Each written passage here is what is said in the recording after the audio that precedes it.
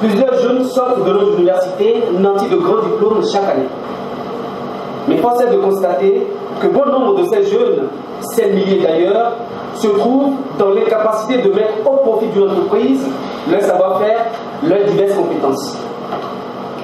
Ils se trouvent dans un état oisif. Habituellement, on parle du chômage. Qu'est-ce qui est à la base du taux grandissant de ce phénomène?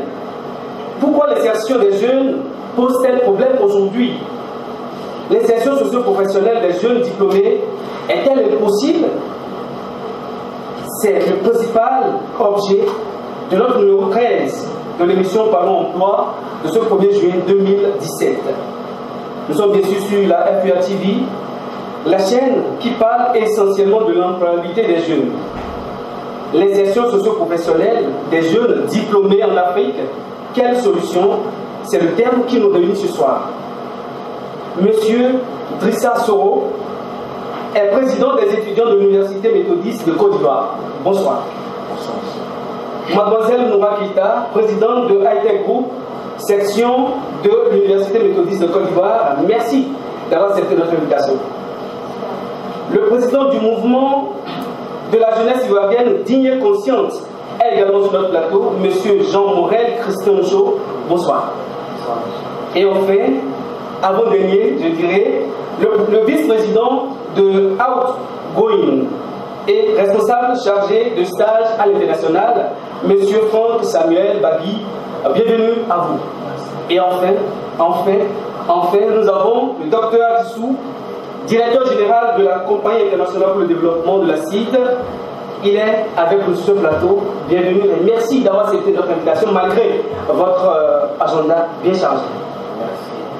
Alors, chers auditeurs du bout des ondes, avant de planter le décor, nous avons promené notre micro dans certaines rues d'Abidjan pour recueillir l'avis de quelques jeunes ayant rapport avec le thème.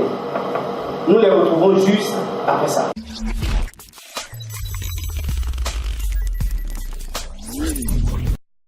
Je me nomme Bruce Charles Delon. Voilà, technicien labo. Je suis technicien labo, voilà, en stage, voilà. L'insertion professionnelle des jeunes. Dans ma manière de comprendre les choses, l'insertion professionnelle des jeunes, c'est diplômé. Bon, je peux dire c'est l'insertion, c'est-à-dire insérer les jeunes après les études. Je suis Dongo Kwame Jean Didier, étudiant en master de finance comptabilité à Agitel Formation. Bon, par insertion socio-professionnelle,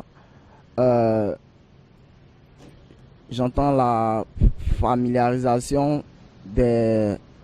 Bon, comment on dit ça? Par insertion socio-professionnelle, j'entends l'embauche des étudiants après leur diplôme et tout ça. Je suis Charles Angui, ingénieur en qualité, sécurité et environnement. On doit entendre par ce thème que après les études, toute personne qui aspire à avoir un emploi doit normalement pouvoir être insérée professionnellement et pouvoir s'épanouir. C'est ce qu'on attend un peu de tout ce qu'on a fait comme parcours scolaire et universitaire. Voilà. Moi, c'est Onda Ange Frédéric. Je suis technicien à Procor Technologie. Voilà. Session socio-professionnelle, je peux soumettre que c'est le cadre jeune qui a son diplôme, qui veut insérer une société où l'on doit travailler. Voilà, c'est ce que je vois par insertion socio-professionnelle. Moi, c'est Kwajokra Leslie, étudiante en première année de droit à l'université de Cocody. Bon, pour moi, l'insertion socio-professionnelle veut dire, bon, je prends l'exemple, un étudiant ou bien quelqu'un qui a fait des études, après sa formation, doit normalement, quand on a le manque de qualification, donc quand tu n'es pas qualifié, je pense qu'il n'y a pas d'entreprise qui vont t'embaucher. Bien vrai qu'il y a d'autres qui ont des diplômes et qui n'ont pas de travail, mais il y a aussi ce fait-là. Et puis il y a aussi le manque d'embauche. Je me nomme Nyongoran Elo Mylène, étudiante à l'UNFAS 2e année, sage-femme. Bon, moi, je pense que l'insertion professionnelle des jeunes, c'est comment exercer la formation prise par des jeunes au jour d'aujourd'hui. Et moi, je pense qu'à la fin de la formation, il n'y a pas des services vraiment sur lesquels ces jeunes-là vont exercer ce qu'ils ont appris à la formation. Et c'est vraiment difficile.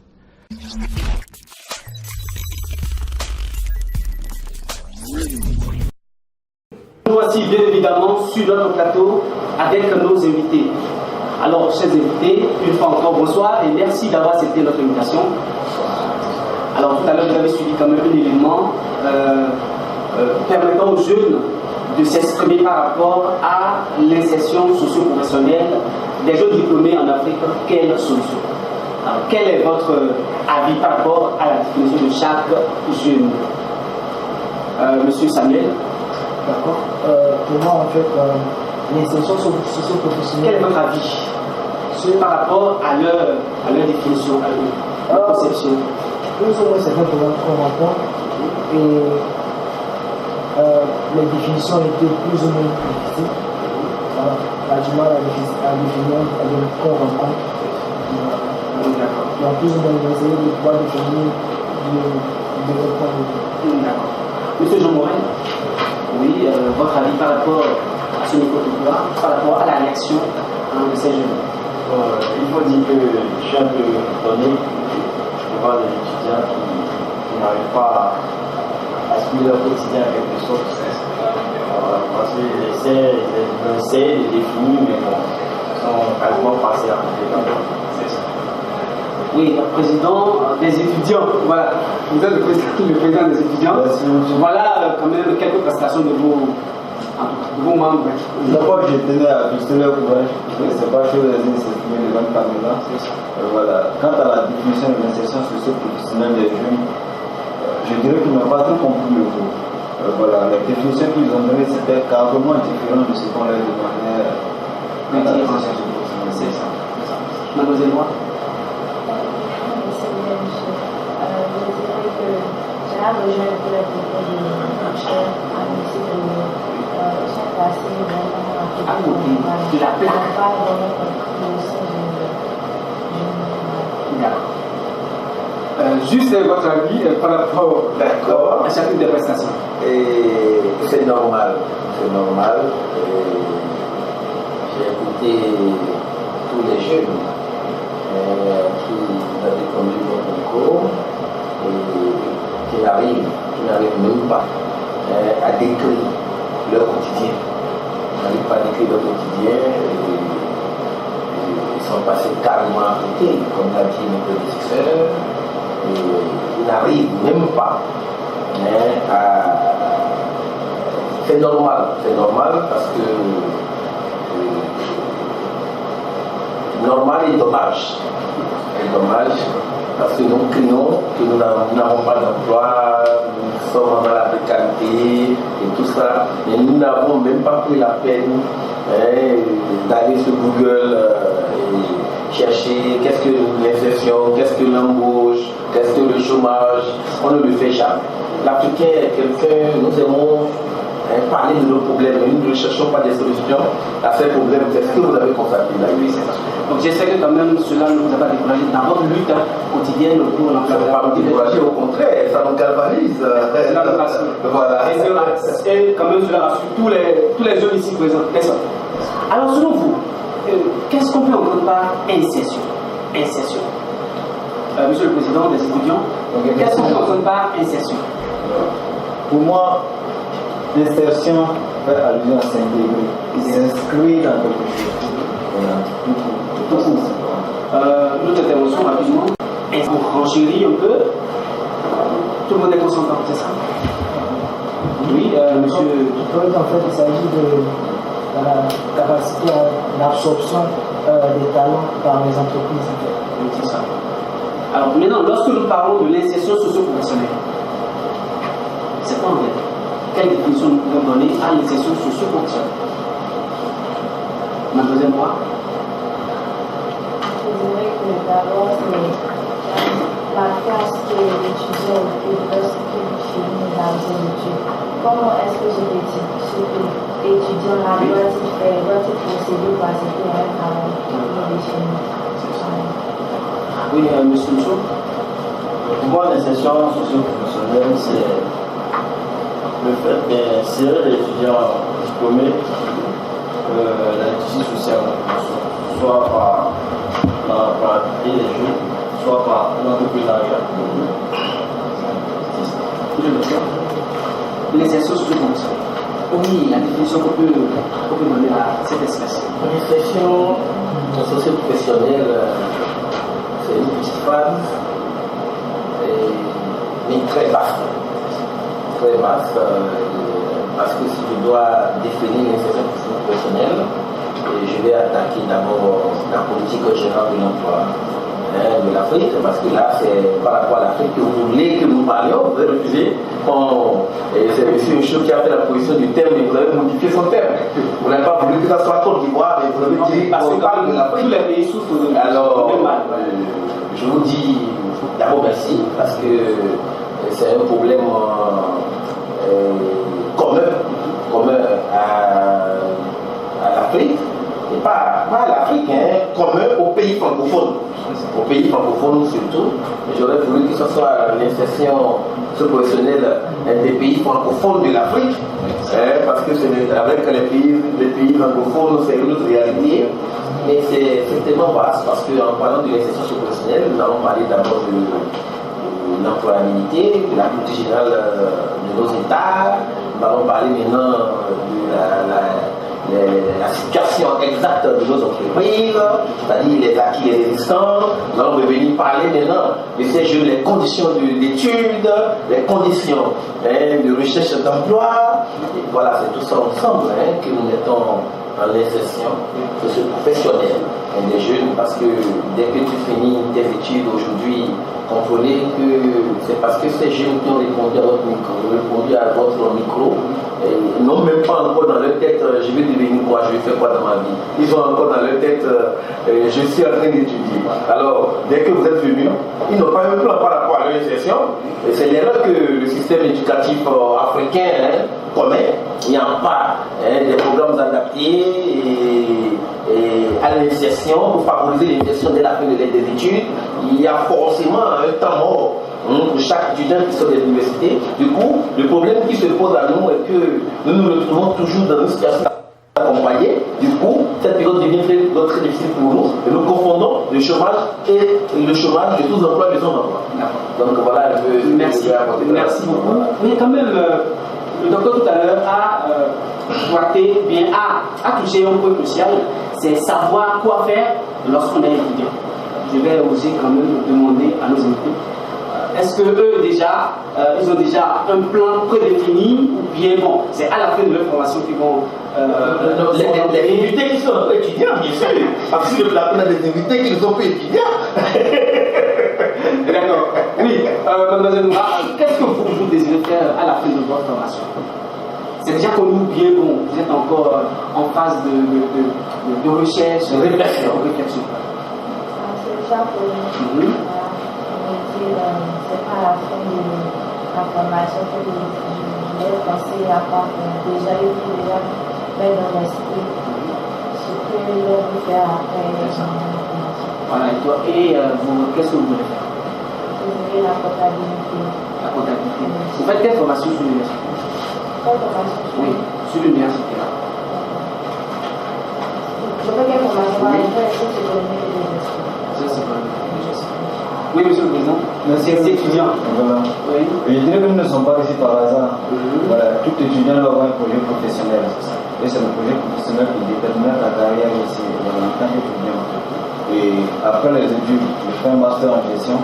Voilà, je compte monter mon cabinet d'audit. Voilà, je vais être auditeur.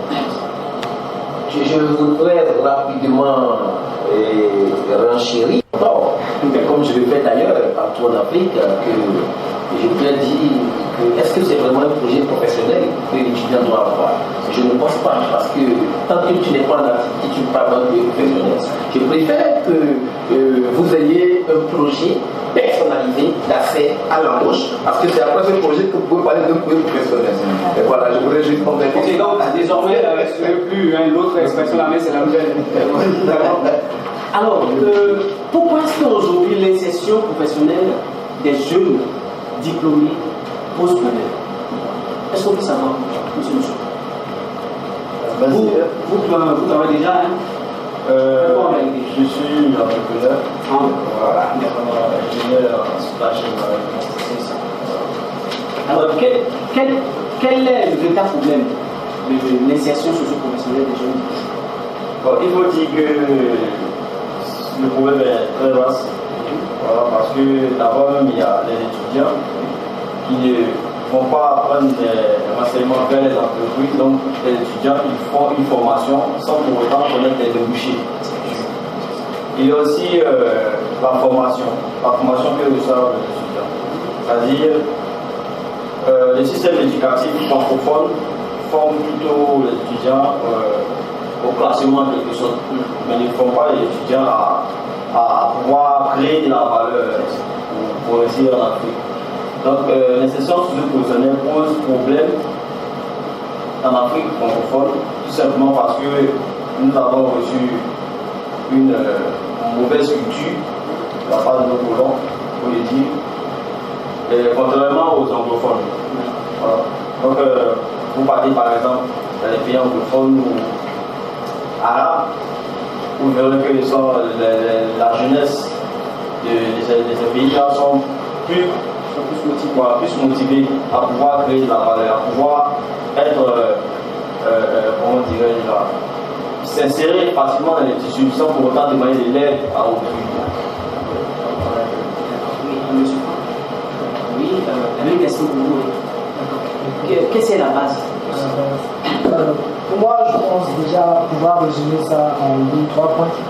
C'est le premier point, ce serait déjà de signifier une adéquation. Une adéquation entre l'offre et la demande. Bien sûr, bien évidemment. Voilà. Les entreprises sont à la recherche de quelque chose que les étudiants pensent avoir qu'ils n'ont pas. Ils ont les diplômes. Au diplôme, par exemple, il faut pouvoir ajouter de l'expérience. Et c'est ce que les entreprises recherchent, des personnes qui sont complètes en fait. Voilà. Donc les étudiants n'ont pas ce profil-là. Du coup, il y a une adéquation. Il y a des opportunités. Plus ou moins, même si elles ne sont pas nombreuses, elles sont là. Mais, comment dire, ça ne va pas, il n'y a pas de correspondance en fait entre ce qu'on met et ce que les entreprises veulent. Le deuxième point, c'est, j'allais dire, la répétition des diplômes. Et mon professeur en a déjà parlé. La formation académique qu'on reçoit en fait est assez théorique, elle n'est pas pratique. Quand on sort de nos entreprises, de nos universités, pardon, on sort avec les mêmes diplômes. Les mêmes diplômes et on est sans expérience. Donc aucune différence entre nous. Donc ceux qui sont sur la fac de droit, ils sont environ actuellement peut-être 6 000. Et ils vont tous sortir de l'université, peut-être même si c'est 3 000 en fait, avec les mêmes diplômes, le master ou la licence. Mais qu'est-ce qui fera la différence entre nous et les autres en fait? On dit que c'est les mêmes voisins qui vont aller se retrouver pour les mêmes entretiens. Donc voilà, bref en fait, ce qui peut être pour moi les causes en fait. Alors tout à l'heure vous parlez de l'inadéquation, de la formation avec l'offre. Alors docteur, expliquez-nous pourquoi l'insertion socio-professionnelle pose problème à cause de l'inadéquation entre la formation reçue par les étudiants et les entreprises. Bon, je peux résoudre la question, d'accord, je la reçois. Sinon, c'est celui qui a sorti son idée qui devait nous répondre. Mais ce n'est pas grave, je la reçois et je voudrais rebondir sur quelque chose. Il y a ma collègue de sorti tout à l'heure, qui voulait me poser la question savoir ce qu'elle veut faire, elle dit je vais faire la comptabilité.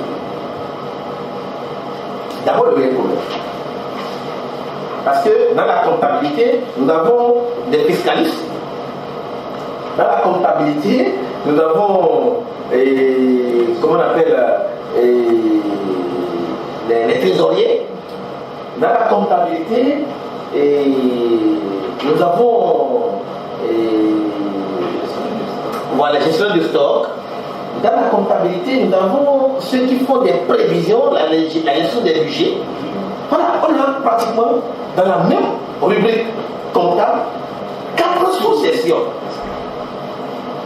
Et dans toutes les entreprises, c'est-à-dire l'entreprise A, B, C peut rechercher un comptable, mais peut ne pas rechercher les mêmes types de comptables. Alors que ma collègue dit qu'elle veut faire la comptabilité, c'est d'abord l'un des problèmes qui va la ralentir malgré qu'elle a pris la peine, elle, de penser à ce qu'elle veut devenir au départ, c'est ce qui va la maintenir. Mais est-ce que, tout en voulant devenir comptable ou bien expert comptable, est-ce que c'est la bonne formation qu'elle est en train de faire? C'est d'abord aussi là une question que je me pose. Ok, à la fin, elle va vouloir se spécialiser sûrement, d'accord, mais elle veut être quoi réellement? Parce que c'est être expert comptable, là elle va certifier les comptes. Ok, mais si c'est être comptable dans une entreprise, là il faut rechercher dès maintenant l'entreprise dans laquelle elle veut fonctionner, elle veut évoluer. Et quand elle me dit je veux être comptable, c'est trop vague. C'est-à-dire, au fait, sur le plateau, elle va aggraver le problème que nous voulons corriger. En parenthèse, vous voyez un peu. Parce que je préfère qu'elle ait un plan. Elle a un plan de secours. Voilà, un plan. Elle a un plan B. Merci. Ok, mais elle a un seul plan. Devenir comptable. Mais elle ne sait même pas quelle forme de comptable elle veut devenir. Parce qu'elle n'a pas parlé de ce qu'elle veut devenir. C'est d'abord, j'en viens. C'est d'abord un premier problème. Le deuxième problème, par rapport à l'infection des jeunes, je renvoie ça dommage, c'est dommage sur l'État. Sur l'État, d'abord en 3 sous-sections. En un premier temps, le système éducatif, qui n'a pas des modules adaptés à l'accompagnement de l'étudiant, à la réponse de l'étudiant, parce que dès que tu as eu le bac, c'est un autre monde. Vous êtes pratiquement, chaque année, et si j'ai bonne mémoire, 992 000 étudiants qui sortaient des universités chaque année. Écrit de tous les diplômes à gauche et à droite, de grands diplômes. Et je pense que vous n'avez pas de diplôme en Afrique de l'Ouest, c'est pas pour vous. On n'a pas de diplôme. Ok, nous n'avons que des papiers, des documents qu'on nous a, des papiers qu'on nous a signés. Et je le dis, vous m'excusez beaucoup si je ne suis votre plateau. Mais je c'est quand même pas une mesure. Oui, pas une mesure. Je préfère qu'on nous c'est quand même un étudiant quand même qui fait 4 ans de l'université qui sort quand même, on ne peut pas dire que ce qu'il a est du papier. Et monsieur Lissaboué, oui, allez-y. Et je le dis et je le répète, nous avons eu des papiers qui ne nous servent à rien.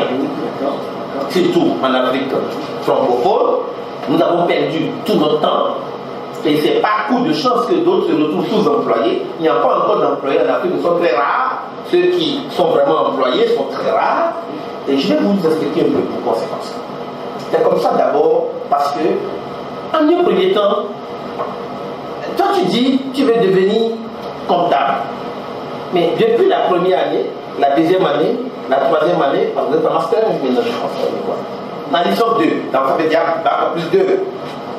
En licence 2, vous n'avez jamais cherché à exercer dans une entreprise en tant que comptable juste pour avoir les BABA de la comptabilité. Bien sûr que vous allez évoluer comme ça. Licence 2, licence 3, je pense, master 2, vous allez finir les 5 ans d'études universitaires, vous allez ressortir sans aucune expérience en comptabilité. Peut-être même, si je n'étais pas venu, si il n'était pas venu sur ce plateau, elle ne nous suivait pas ou il ne nous suivait pas aujourd'hui, il ne saura pas que sur la comptabilité, il y a pratiquement 4 activités. Je veux dire 4 activités. Il ne saura pas. Voilà pourquoi j'ai tellement aimé à la FRTV, votre rubrique qu'on appelle la découverte des métiers. La découverte des métiers qui aujourd'hui prend les métiers, permet aux gens de comprendre mieux les métiers. C'est le rôle que l'État devait jouer au fait. L'État devait permettre aux étudiants avant même qu'ils ne s'inscrivent ou qu'on les oriente, parce que parfois on oriente l'étudiant sans son consentement, comment qu'on l'oriente, l'État devait d'abord chercher à organiser cette plateforme que nous appelons aujourd'hui à la découverte des métiers, permettre à l'étudiant de savoir que à la comptabilité, j'ai au moins 4 activités à faire. D'accord, que je peux choisir. Je veux devenir fiscaliste, je veux devenir gestionnaire de stock, je veux devenir gestionnaire des budgets, et gérant des budgets, et ainsi de suite. Mais il n'y a pas ce travail qui se fait. On est à des enfants, on leur donne 20 matières à l'école, ils doivent étudier les 20 matières du cours, ils sont dispersés, ils ne sont plus forts quelque part, voilà. Ils le font pendant 6 ans. Et le gars, dès qu'il sort de l'université, il se retrouve dans une situation où il a fait 5 ans, mais il ne sait même pas ce qu'il a fait. Il n'a pas évolué. Tandis que le système anglophone ou le système français, chez eux-mêmes, c'est parce que vous n'êtes pas allé là-bas pour voir un peu. Nous, on a eu la chance d'étudier en Europe. On est revenu avec nos diplômes de l'Europe. On est venu maintenant servir notre continent. Nous sommes allés en Europe juste voilà, on fait des recherches et pour revenir maintenant servir notre continent. On remarque que le même système qu'on a voulu copier de l'Europe n'est pas le système qu'on applique en Afrique. C'est un autre système. Sinon, déjà, en classe de 4e, dès que tu es orienté de la 6e, 5e en 4e, en seconde C, tu n'as plus besoin de faire les matières intermédiaires, les autres matières, histoire géo et tout ça. On t'élimine ça. Tu te consacres à la mathématique, aux sciences physiques, au SVT, la biologie encore en France aujourd'hui. Quand tu te consacres à ça, tu ne fais que ça. Tu n'évolues que là. Et là, en même temps que on te permet, on te réduit les matières pour te permettre d'être plus fort là où tu dois être, on t'envoie en même temps, c'est-à-dire au cours de l'année, de la 4e déjà, on t'envoie sur le terrain. On fait des expériences. Des expériences. Dès que tu dis que tu es en 4e D, on sait que là, la matière la plus coefficient en 4e D, c'est la biologie ou SVT aujourd'hui. Et on te dit qu'est-ce que tu veux devenir? Je veux devenir enseignant. Donc pendant les vacances, on t'envoie dans les universités ou dans les écoles. Ok, ou même pendant l'année scolaire, tu as des cours pratiques où tu vas dans les écoles enseigner les SVT à des élèves qui sont peut-être en 6e ou dans des classes inférieures à ta classe. Parce que là, tu as dit je veux être enseignant. Ok, je veux être chercheur, on t'envoie déjà faire des recherches, je veux être biologiste, je veux être laboratoire. Déjà, on oriente l'élève dès la 4e, dès le bas âge. Tu veux être chirurgien, on envoie les élèves dans les hôpitaux, déjà en 4e. Vous voyez un peu, l'élève qui est depuis la 4e commence à aller suivre un chirurgien au bloc opératoire en terminale peut déjà opérer sans le chirurgien principal. Et le gars est debout et l'élève peut déjà opérer. Alors, le même enfant qui a fait de la 4e en terminale en France, et toi qui as fait de la 4e en terminale ici en Afrique, tu as remarqué que l'autre qui a fait la France a déjà toute une connaissance complète de son métier d'avenir, tandis que toi tu ne sais même pas encore ce que tu veux faire. Le système est fait exprès. Ne pensez pas qu'ils ont fait ça sans le savoir. C'est exprès. Il faut que tu sois toujours sous les gens. Il faut que tu aies besoin d'eux pour venir te former. Il faut que tu aies besoin d'eux. Et on va dire, ils sont des experts et toi tu ne seras pas expert. J'ai l'habitude de dire, l'expert c'est qui? L'expert c'est l'accumulation des expériences. Et pour avoir des expériences, il faut faire la pratique. Ce n'est pas la théorie, ce n'est pas les cours qu'on te donne. Les cours qu'on donne aujourd'hui, tout est sur Internet. Tu peux ne plus aller à l'école et même taper Google, tu as tous les cours. Mais ce qui n'est pas sur Internet, c'est la pratique. Donc il faut aller sur le terrain. Voilà, pour alors, dès que les deux enfants finissent, commencent à l'université la même année, toi qui es ici et qui veux être chirurgien, tu as commencé la première année. Encore première année, on te fait encore ton commerce. Tu ne fais pas encore la pratique en première année. En deuxième année, tu ne fais pas la pratique encore. C'est pas que la troisième année qu'on commence à t'avoir dans les chutes, et pas pour que tu fasses la pratique, mais que tu sois généraliste encore. Tandis qu'en Europe, déjà en première université, le gars s'inscrit déjà pour sa spécialisation. Du coup, ils seront toujours en avance sur toi. Tu seras toujours derrière eux. Et lui qui va faire peut-être les 6 ans ou 7 ans d'études universitaires comme toi, il sort déjà professeur, c'est-à-dire ton enseignant. C'est un système qui est créé exprès. Et aujourd'hui, il va falloir que la jeunesse africaine et nous commencions à réfléchir autrement. Nous commencions nous aussi à rechercher. Ils ont fait l'erreur de venir nous modéliser, de nous montrer les androïdes parce qu'ils voulaient nous vendre des choses là. Ils ont envoyé tout ça. Voilà, on peut l'utiliser autrement maintenant. On peut commencer à l'utiliser pour faire des enquêtes, des recherches. On peut commencer à l'utiliser pour voir comment on peut opérer, des pratiques. Commencer nous-mêmes à nous cultiver, à chercher. C'est ce qui est important aujourd'hui pour la jeunesse. La jeunesse africaine ne sait pas faire de recherche. Nous savons parler, nous savons critiquer, nous savons parler des autres, nous savons dire que c'est mauvais. On va dire, c'est que le fait quand dès qu'il commence à faire là, tout le monde va dire, oh, il est un voleur, il est un bandit. Mais il faut apprendre à voler toi aussi. Merci pour cette brillante présentation. Nous retenons de votre intervention que quand même, le véritable problème, c'est l'éducation. C'est l'éducation, c'est le système éducatif. Voilà. C'est le système éducatif qui est quand même corrompu. Parce que les autorités quand même n'offrent pas aux étudiants cette facilité d'être directement utilisables sur le terrain juste après leur diplôme, n'est-ce pas? Alors, monsieur Mousso, on vient vous demander quelle est alors la véritable conséquence qui surgit lorsque les étudiants se retrouvent sans emploi après leur formation. La véritable conséquence, c'est ce que nous constatons au quotidien. Oui. C'est qu'un étudiant qui fait 5 années d'études à l'école, il finit et il n'a pas d'emploi, encore moyen de revenu. Ce dernier tombe facilement dans la délinquance, la cybercriminalité.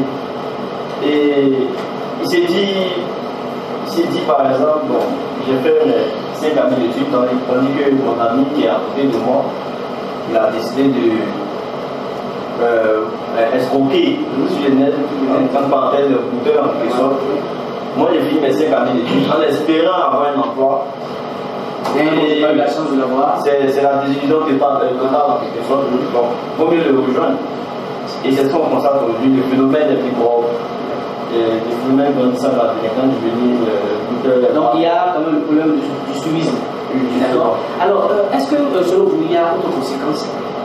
Je pense qu'il a tout cité en fait. Mais peut-être faire un lien en fait avec entre l'oisiveté en fait. Celui qui n'a pas de travail, qui devrait peut-être être un directeur de cabine, qui se retrouve directeur de cabine. Et quand il n'a rien directeur de cabine, il devrait être directeur de cabinet, directeur de cabine. Voilà, le cabinet devient la cabine. Voilà. Et voilà. Alors, c'est peut-être l'entrepreneuriat, mais pour ceux qui n'ont pas cette chance-là, on sera à la maison, on ne fait rien, et peut-être on va s'inquiéter un jour sur le quartier sans moyen. Et des problèmes. Les problèmes vont grandir. Finalement, la société devient infectée, comme il a dit, de microbes. De microbes parce qu'il y aura encore un autre problème concret, le problème d'éducation de ces personnes qui ont engendré. Ok, alors, monsieur Soro, est-ce que quand même, nous pouvons dire que les jeunes qui aujourd'hui s'adonnent à la facilité, ces jeunes-là de microbes, est-ce que c'est parce qu'ils n'ont pas trouvé à faire qu'ils choisissent cette voie? Est-ce qu'on peut le dire avec certitude aujourd'hui? On peut dire oui, on peut dire aussi non. Comme on l'a dit sur le système éducatif, voilà. Ici en Côte d'Ivoire, on enseigne le savoir, mais pas le savoir-faire. Voilà. Il faut plutôt enseigner le savoir-faire que d'enseigner le savoir aux élèves, aux étudiants. Ça peut être l'une des conséquences, voilà, avoir des diplômes et ne pas pouvoir s'insérer dans l'éducation. Mais je dirais ici, on a 3 cas de figure. Voilà. Soit on peut, comme le disait mon ami, le frère chaud, voilà, tomber dans les bêtises de la société, voilà. Ou encore, si vous avez plus de chance, vous serez sous-employé, comme le disait le vice-président, le directeur de cabine, on se retrouve à directeur de cabine. Ou encore, si vous êtes d'une belle ville, ou d'une belle école, vous pouvez vous retourner au village. Voilà, comme on l'a dit. Pour aller quand même faire bien avec le terre. Et ça a été le cas de M. Désiré Porté, que je salue au passage. Il a eu un master en gestion, aujourd'hui il est chef de plantation dans la zone de Gabon. Et ça lui va très bien, ça marche bien pour lui. Donc c'est un peu ça les conséquences. Voilà. Alors mademoiselle Noura, est-ce que selon vous il y a encore une conséquence qu'on peut citer rapidement par rapport à... Pour moi, lorsque les étudiants n'ont pas de travail sur l'année, certains décident de partir l'année secondaire. D'autres dans le commerce, comme on l'a dit aussi, c'est pour voir au village pour s'arrêter à l'agriculture dans le but de persévérer, de avoir quelque chose pour les étudiants. Alors, est-ce que quand même le fait qu'après 5 années d'études à l'université, l'étudiant sort avec son diplôme, peut-être n'est pas chargé de diplôme, mais se trouve incapable d'exercer quelque part.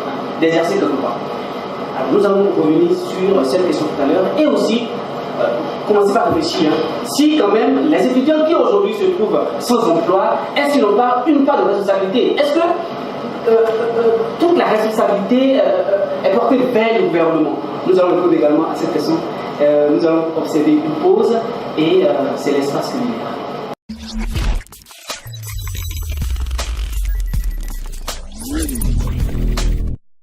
Alors, nous voici dans la cuisine avec nos charmantes dames Didi Restauration.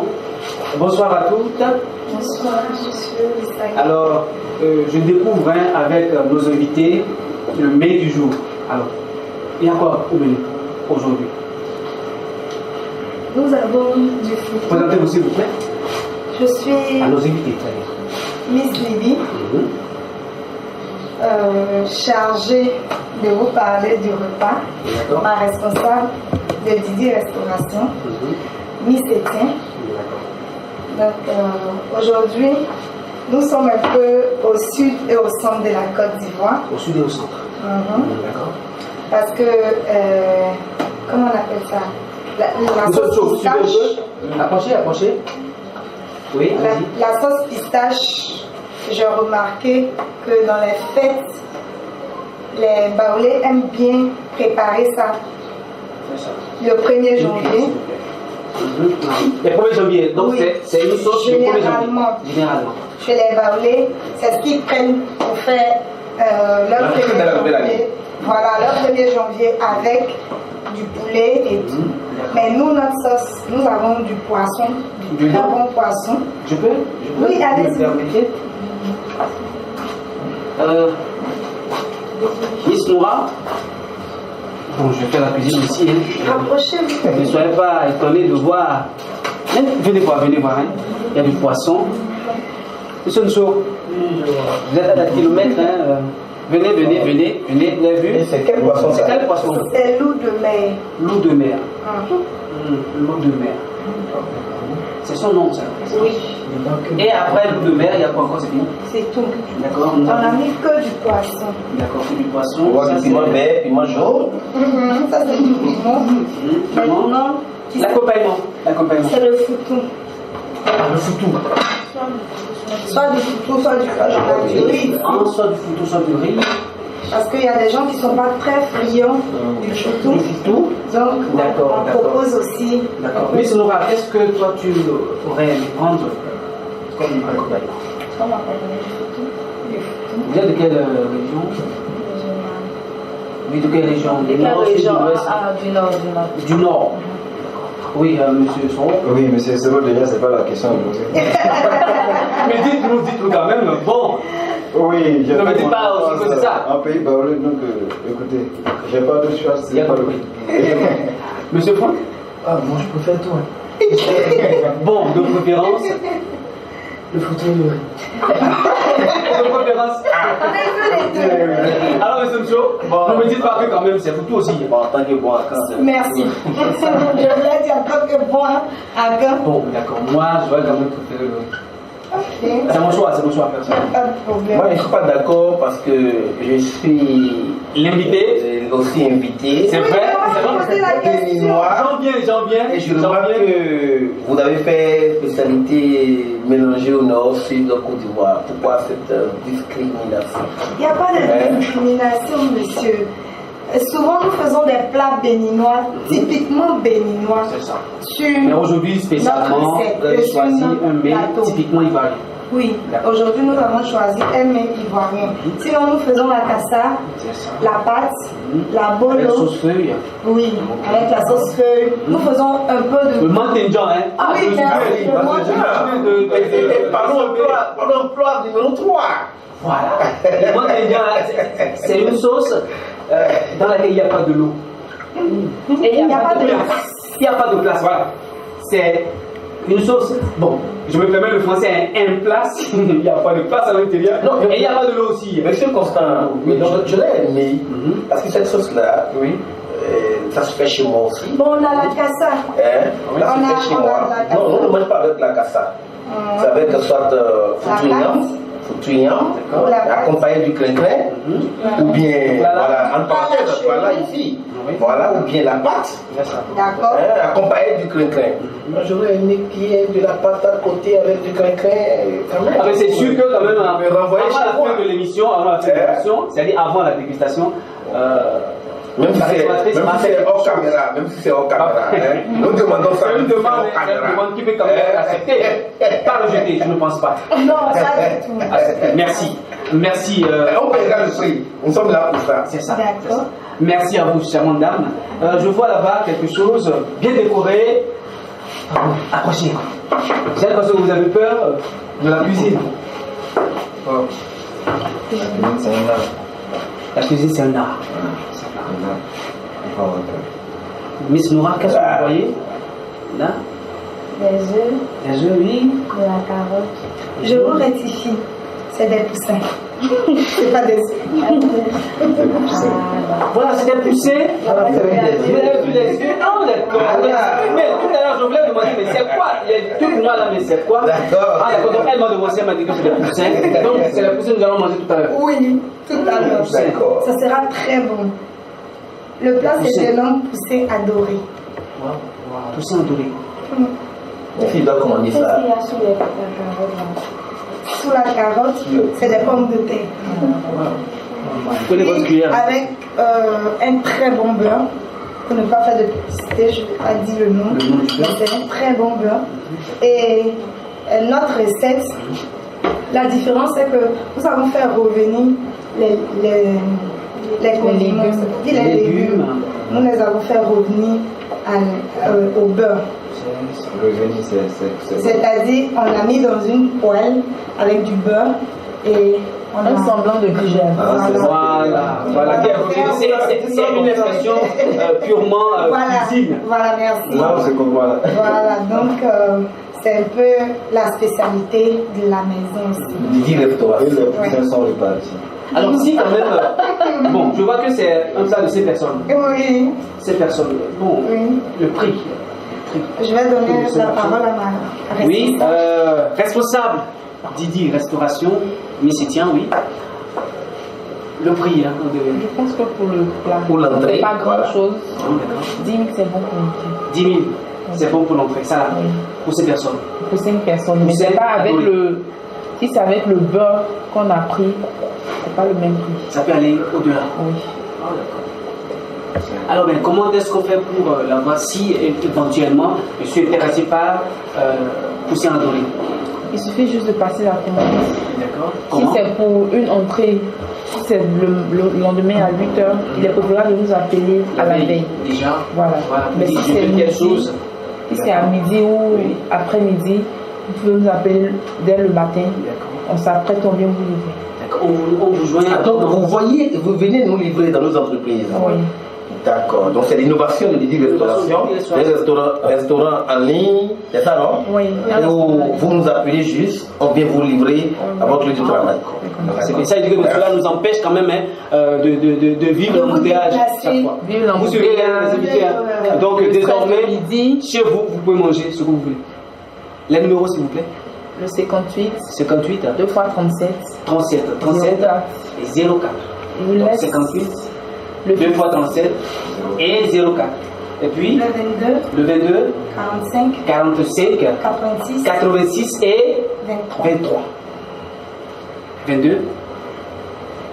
45, 86 et 23. Moi, je voudrais déjà faire ma commande. Je demande à l'autre rédacteur de faire la commande, de faire comme moi. Merci. Alors, merci à vous, chères charmantes dames, vous quand même qui s'occupez de la cuisine, avec ce très beau mets préparé spécialement pour l'émission, pour nos invités du jour, les invités du numéro 13 de Parlons Emploi. Merci pour l'entrée. Cela nous empêche de continuer, mais nous devons continuer. Je veux poser une question. Allez-y. Le poussin, rappelle-moi le nom s'il vous plaît. Poussin adoré. Adoré, il se mange avec quoi? Vu qu'il y a pomme de terre qui est résolue avec. On le mange avec le pain. Avec du pain. Vous n'avez pas peur? Donc, si on passe la commande, le pain aussi. Oui, le pain aussi. Avec la vinaigrette. Un pain spécial, on vous fait venir avec. Parce qu'il y a certaines personnes qui ne mangent pas le sel, donc on peut passer la commande de leur pain sans sel. D'accord. Oui, allez-y. Vous savez.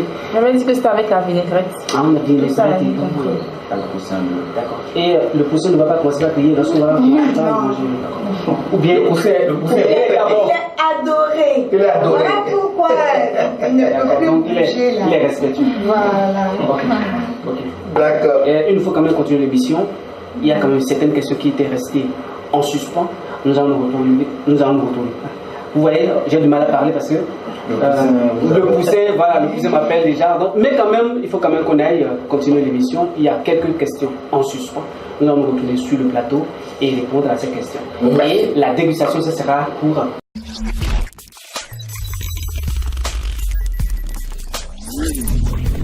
Nous sommes de retour sur notre plateau pour continuer à débattre du thème l'initiation socio-professionnelle des jeunes diplômés en Afrique, quelle solution?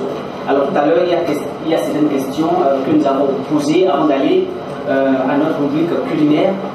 Est-ce que quand même la faute incombe seulement aux apprenants? Puisque tout à l'heure vous avez dit que quand même le gouvernement ne met pas à exécution les programmes qu'il faut pour faciliter l'initiation rapide des étudiants à la fin de leur formation. Est-ce que c'est seulement le gouvernement qui est à la base de ce fléau, ou les étudiants eux-mêmes d'une manière ou d'une autre sont à la base de ce phénomène? Miss Noura. Allez-y. Je dirais que les deux sont fautifs. Alors comment est-ce que les jeunes sont fautifs? Au départ, les jeunes ne savent pas regarder ce qu'ils veulent. Donc c'est ce qui fait qu'au sortir de sa formation, il n'a pas les compétences acquises. C'est-à-dire qu'il ne sait pas ce qu'il doit faire réellement face à un travail. Oui, monsieur Solo. Merci bien, monsieur. Tout le monde critique sur l'État. Mais la jeunesse aussi a sa part de responsabilité. Comment? Je prends l'exemple du docteur Kella. Il ne va pas quand même nous dire que c'est l'État qui a fait qu'il est devenu ce qu'il est aujourd'hui. Voilà. Il a pris une décision sur lui-même que moi je vais développer tel truc. Et au vu des connaissances qu'il a, le savoir qu'il a acquis à l'école, dans les universités, ça lui a permis en quelque sorte de développer son esprit. Donc c'est vrai que l'État nous conduit en griffe à l'abattoir, mais c'est à nous de se distinguer parmi tant d'autres, voilà, pour se faire une place au soleil, de par notre manière de faire, de par notre manière de travailler. Donc la jeunesse a sa part de responsabilité dans l'insertion du pays. Merci. Avant de passer la parole à M. Franck, il y a une phrase que j'ai gardée de monsieur qui a dit c'est le même vent qui souffle, mais les feuilles prennent de directions différentes. Cela rejoint ce que M. le Président Soro vient de dire tout à l'heure. Oui, à vous, quelle est la faute de la jeunesse? La faute de la jeunesse, oui.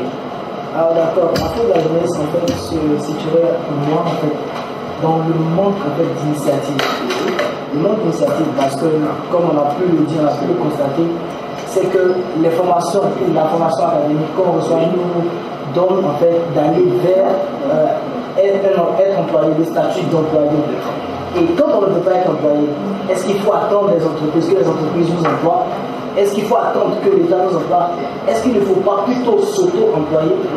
Alors, si on est en train plutôt de penser à une alternative, l'alternative entrepreneuriat, on serait en train de résoudre le problème du chômage. Voilà. Et donc, quand il n'y a pas d'initiative, on pourrait imputer cette fois-ci la faute aux jeunes que nous sommes. Alors, est-ce que quand même cela veut dire que le jeune doit avoir plusieurs cordes à son arc? C'est-à-dire, il va à l'université pour suivre normalement sa formation, mais dans le même temps, il doit quand même réfléchir à un plan B. Est-ce que c'est ce que vous voulez dire? Oui. Bien sûr, le jeune doit avoir plusieurs cordes à son arc. Je crois le cas des jeunes étudiants nigériens. Ils ont une citation, ils disent un pied dans le business, un pied à l'école. Et on constate que les étudiants nigériens, ils vont à l'école à leurs propres frais, ils ont de très grosses voitures. Pourquoi pas nous qui sommes des jeunes étudiants ivoiriens? Voilà. Quand nous allons à l'école, on s'est dit, bon, de toute façon, papa il paye les études, après les études, je vais me chercher un stage et un emploi. C'est notre vision de ça. Alors que nous avons des opportunités, en fonction de ce que nous apprenons, nous pouvons développer quelque chose. Je prends par exemple mon cas, j'ai fait la logistique. Et pendant que j'étais encore étudiant, je me suis fixé un objectif avec mon frère. J'ai dit par exemple, on doit développer quelque chose en attendant d'avoir un emploi et stable. Et comme ça, on a commencé avec un petit fonds. Un petit fonds, on a combien comme ça? D'environ 15 000. On a commencé à développer nos activités. Et aujourd'hui, bon, ça va. Je ne suis pas obligé de faire une demande d'emploi comme d'autres. Bon, je suis à l'aise, quoi. À l'aise. Comment dire votre frère? Bien sûr, bien. Alors, cher docteur, quelle est la faute, la véritable faute des jeunes aujourd'hui par rapport à l'insertion socio-professionnelle? Je vais vous donner une phrase. Allez-y, comme d'habitude, hein. Parce que vous avez toujours des pensées quand même qui vont réfléchir. Allez-y. La faute n'est pas la jeunesse. Soyons honnêtes. Parce que je suis né. J'ai entendu quelque chose que je veux mettre en application. Là où est ma faute? Je suis allé à l'école, on m'a dit, voilà, va à l'école. Après, même le professeur qui a été le président de jury pour ma soutenance me dit, prends les CV, on va pas te poser dans les entreprises. C'est ce que j'ai fait. Il ne m'a pas dit, va créer, ok. Et on m'a toujours appris, quand je vais sortir de la maison, c'est-à-dire le parent qui est mon premier éducateur à la maison me dit non, je ne t'ai pas dit d'aller faire commerce, hein. Je t'ai envoyé à l'école pour étudier, hein. Et tu dois devenir fonctionnaire pour moi, hein. Mais déjà, même dès que tu as ton bac, ton papa déjà, parce qu'il est directeur général des impôts, commence déjà à te chercher une place. Écoute, moi, la faute de la jeunesse, disons-nous la vérité. Non, mais on peut dire quand même, quand même lui-même, il doit quand même sortir de l'ornier et aller chercher. Je viens. Il est important d'abord pour les éducateurs, les parents, les gouvernants, d'apprendre, d'inculquer cela aux enfants. Et quand ils ne vont pas maintenant les mettre en application, c'est là où je dirais que c'est la faute à la jeunesse. Si on n'a pas appris ça à la jeunesse, c'est ce qu'on vous a dit de faire que vous allez faire. Là où moi je connais la jeunesse, c'est ceux-là qui ont la chance de nous rencontrer, nous autres. Et on les forme. Et malgré qu'on les forme, quand ils quittent nos bureaux, ils vont répéter les mêmes choses. Ce sont ces choses-là que j'appelle insolents.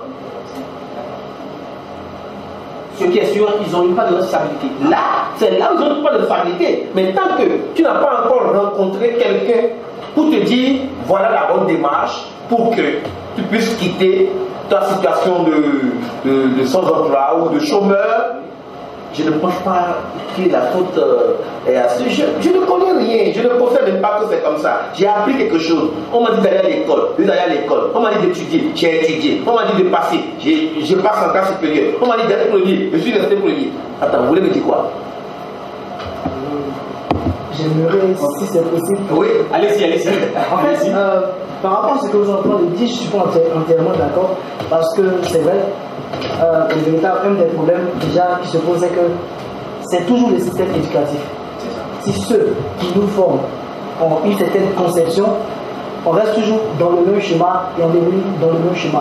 Mais on ne peut pas en fait rester figé sur le système sans toutefois se remettre en cause.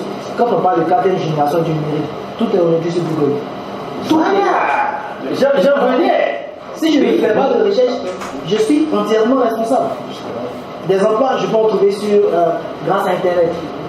Des recherches, des financements, des structures qui financent, je peux les trouver aujourd'hui grâce à Internet. Alors, on ne peut plus entièrement imputer la faute à l'État. Non, l'État n'a pas de responsabilité, mais quand même aussi les jeunes, par rapport à certaines choses, par rapport à ces paramètres, ont aussi leur responsabilité. Je vais donner la parole d'abord. Excusez-moi, docteur, je vais donner la parole à M. Bongo. Et la parole je ne suis pas entièrement d'accord avec le docteur. D'accord. Quand tu dis, si tu n'as pas rencontré quelqu'un qui te dit fais comme ça, tu ne vas pas faire ça comme ça. Mais c'est quelqu'un qui lui a dit qu'on doit faire ça comme ça. L'idée vient de quelque part.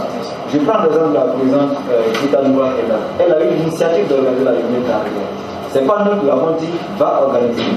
Elle s'est assise un jour, elle seule. Elle a réfléchi. Et puis voilà, ça c'est son idée. Elle a mis l'idée en exécution. Et ça a marché. Et ça, on ne peut pas venir appeler l'État pour dire non. Ce qu'ils ont fait à nos parents paysans, on dit ton fils va à l'école, il aura son bac, il va à l'université. Vous partez à l'école, c'est vous qui partez à l'école. Votre papa ne va pas avec vos chavis. Vous avez votre bac, vous partez en ville, vous avez votre licence, vous dites non papa, je vais venir travailler avec toi. Mais ton papa il va dire ça ne va pas dans la tête là.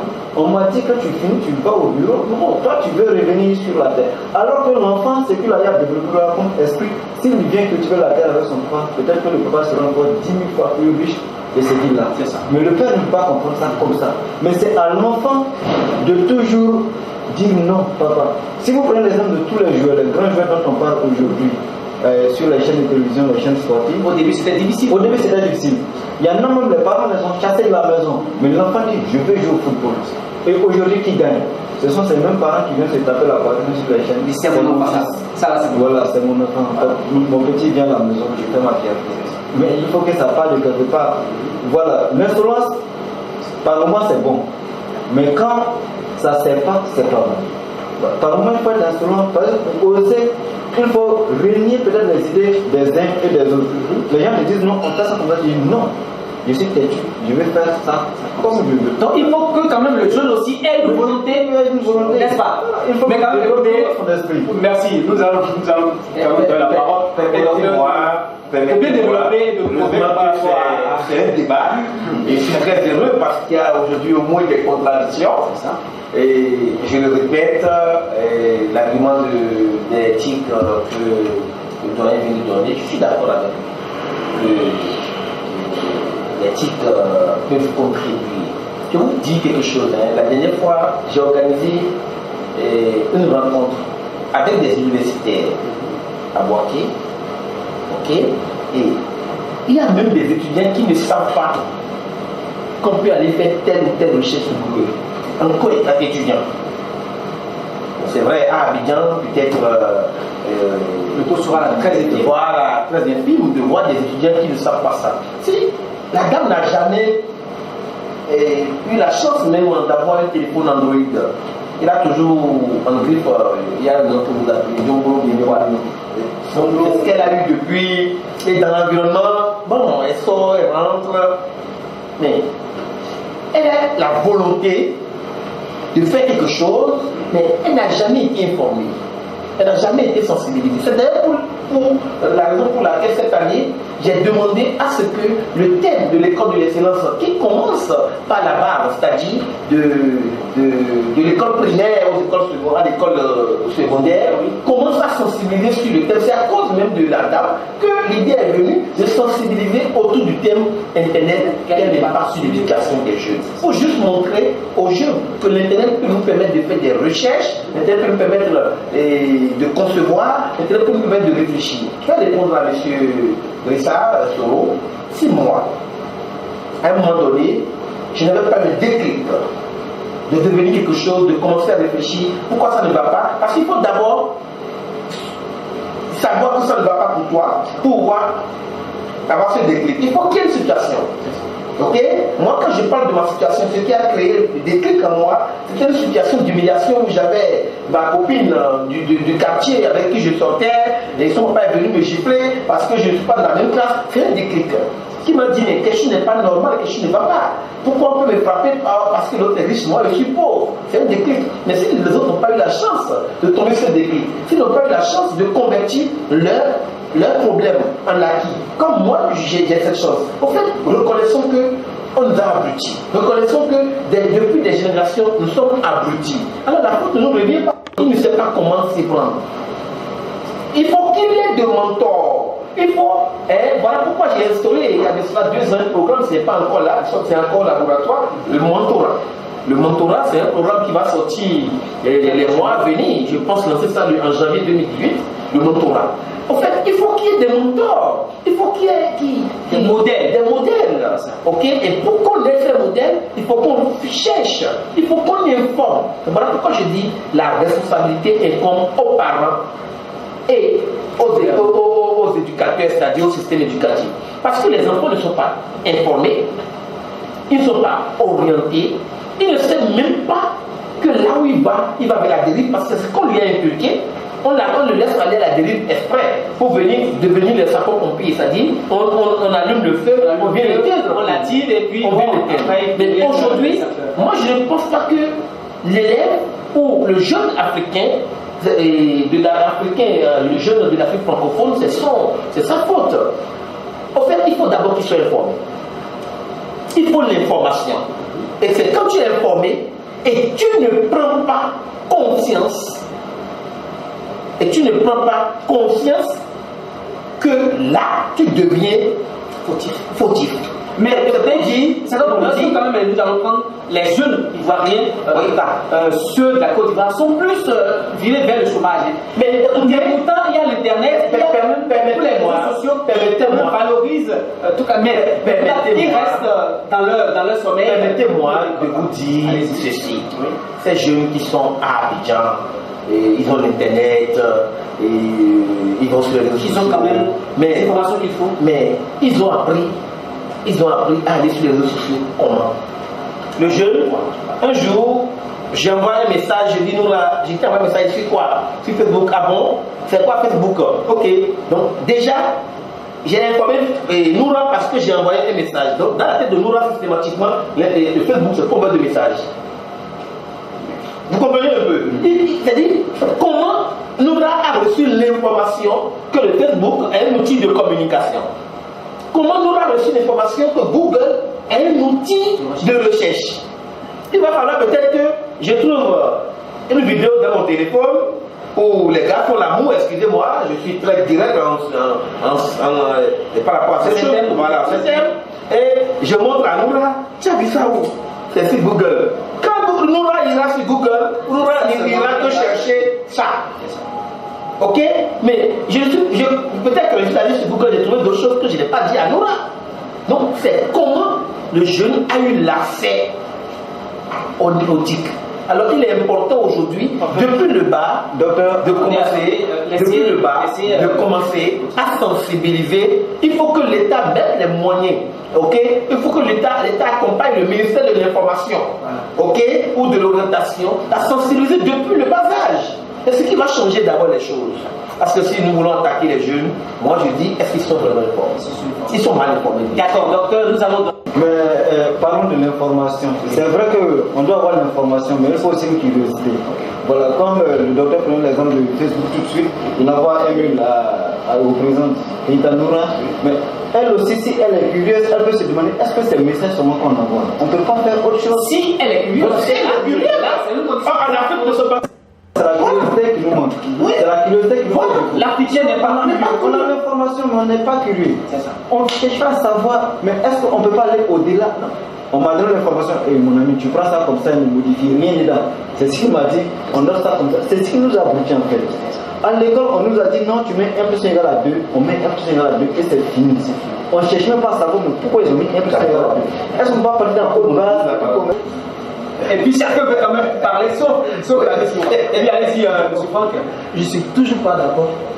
Allez-y. Toujours pas d'accord, parce que pour moi, j'allais carrément innocenter le système éducatif et les autres. Parce que pour moi, l'unique responsable dans cette situation, c'est la jeunesse. C'est la jeunesse, entièrement la jeunesse. C'est bon? Donne-nous quand même des exemples vraiment concrets. Voilà. Des exemples vraiment concrets. Oui. Ok. Pourquoi la jeunesse? Un fait, une réalité, c'est que nous sommes conscients de notre réalité. Nous sommes ici, toutes ces personnes qui sont autour de cette table en fait, sont là parce que on a constaté le problème et on est venu parler de ce problème. Et nous ne sommes pas les seuls en fait à être informés de cette situation, de ce problème. Mais quand même, c'est pas quand même tous les jeunes qui comprennent comme vous. Donc quand même, il faut quand même mettre cette réserve là. Peut-être pas tous les jeunes qui comprennent comme vous. Parler d'entrepreneuriat aujourd'hui, c'est plus quelque chose de nouveau, c'est assez courant, c'est assez fréquent. Et pour revenir par exemple sur des propos que le docteur a tenu tout à l'heure, n'imputons pas la faute au système éducatif. Celui qui vient m'enseigner, il ne connaissait pas Internet quand il fréquentait. Entrepreneuriat, on ne lui a pas parlé de ça. Donc au moment où il vient me former, il ne peut pas me parler de ça, il ne peut pas me dire va sur Internet. Pour le peu qui connaissent Internet, ils font du copier-coller. Pour les cours par exemple, je me suis surpris une fois, une anecdote, je me suis surpris une fois d'être en classe, je fais mes recherches, je vais m'asseoir en classe, comme j'aime sécher les cours très souvent, j'ai fait mes recherches, je viens avec mon document dans ma tablette, et puis je suis en cours, je me rends compte que le professeur est en train de faire sortir des thèmes que j'ai déjà entendus quelque part. Tout à coup, je me réfère à ma tablette, je regarde le cours, je me rends compte que le même cours que j'ai pris sur Internet, c'est le même cours que le professeur est en train de dicter à tous les étudiants. Copier-coller. En fait, attendez s'il vous plaît, et donc, mon propos en fait va vers prendre des initiatives. Il faut plutôt penser à des actions. On nous a abouti. Ça, tout le monde sait. Mais on fait quoi? Alors, mais quand même, ce qui m'intéresse c'est sur la même chose. Si, tout à l'heure, bon, vous dites que non, il y a un cours qui est sur votre tablette que le monsieur est en train de donner, c'est parce que comme il y a déjà tout sur Internet. Donc les jeunes peuvent aller comme sur Internet pour tout apprendre. Excusez, est-ce que je vais donner la parole rapidement à M. Joe avant de donner la parole au docteur Yali? Ça vous a peut-être dans la même position là. Mais je dirais plus, on nous a abouti, c'est vrai.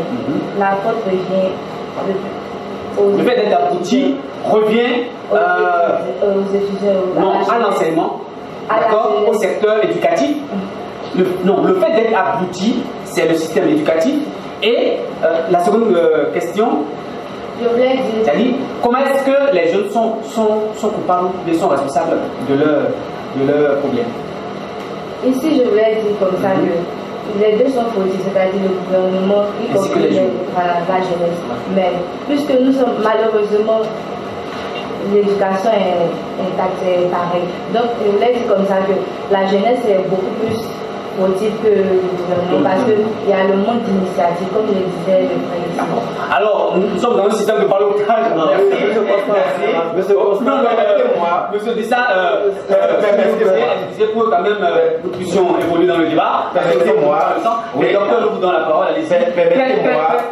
Permettez-moi, et je pense que c'est vrai le temps, mais les internautes même, oui, sont passionnés de nous suivre parce qu'ils voient que le débat est vraiment.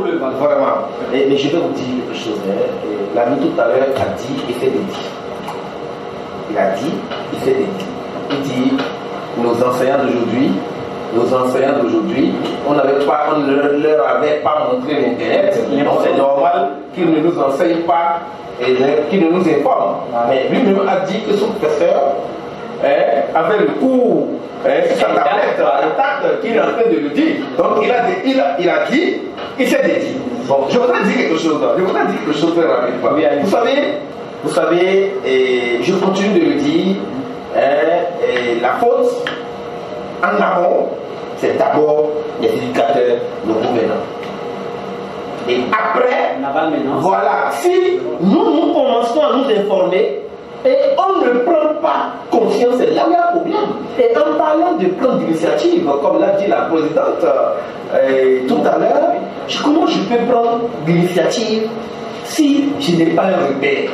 En fait, il faut d'abord montrer aux jeunes qu'il faut qu'ils regardent autour de lui parce que le jeune a été transformé comme un diable. C'est-à-dire on a mis sa tête sur le fonctionnariat. Du coup, depuis qu'il est au CI jusqu'en terminale à l'université, il regarde en haut. Il veut voir l'eau. Voilà, c'est ça. Il a vu peut-être son oncle étant directeur général a construit R+5. Il se dit, bon, c'est là-bas que c'est doux. Hein? Il n'a pas vu un système où on accompagne plus les PME. Il n'a pas vu l'État qui vient aider plus les PME, qui vient les former. Il a vu que l'État s'occupe plus des fonctionnaires. Quand ils font grève, on les regarde, mais les commerçants font grève, on ne les écoute même pas. Il a vu. C'est seulement ce qu'il a vu. Alors, si c'est seulement ce qu'il a vu, je ne pense pas que je lui imputerai la faute. C'est ce qu'il a remarqué et c'est ce qu'il fait. Mais aujourd'hui, il est important que l'État accompagne les structures qui peuvent informer et former. Nous, on demande même des petites choses, même la logistique qu'on met à la disposition des collectivités locales, les mairies. Et je peux les citer, quand tu écris même pour de avec la probabilité des jeunes, après ils reviennent pour crier que les jeunes sont en train de les voler, de les attaquer et ceci. Mais qu'est-ce que vous avez appris là-bas aux jeunes?